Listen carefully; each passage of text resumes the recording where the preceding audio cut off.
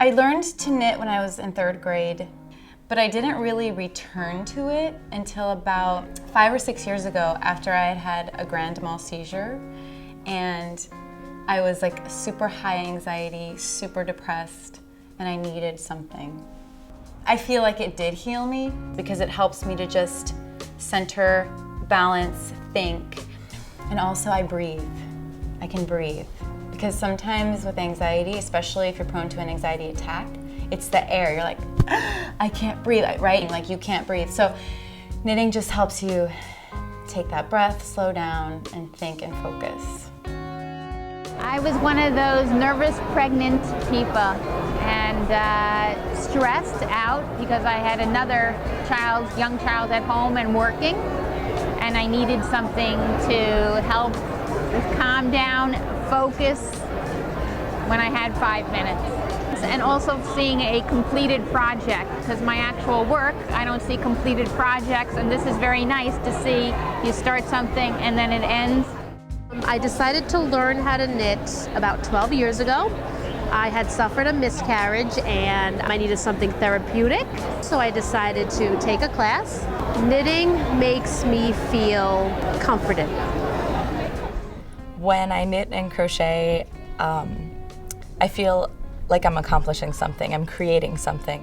And it helps me go from react to wait, calm down, think about it, smooth things out, and then react. So it helps me get that wait time in between.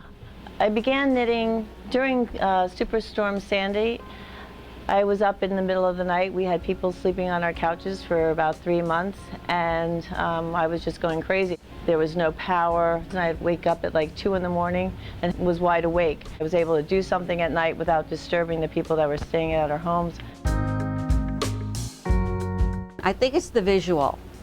I like to watch something kind of being created, you know, into a pattern. It's also, I think, a little bit of it has a control feature. I feel very in control with what's right here in front of me.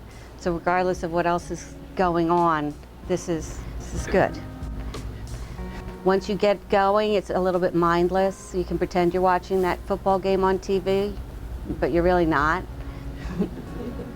Instead of eating, I would crochet. I would get very involved with it, and then there wasn't so much time to think about food. You know, in the past, like 2-3 years, I've lost about 45 to 50 pounds. And unfortunately, some of it is coming back, so I've got to pull out that knitting again. After 9/11, I was a little nervous at times flying. The first few years, kind of like, you know, not so certain about that. And I always take knitting with me when I fly. Always. It's one of the first things that I pack. I'm in radiation therapy right now.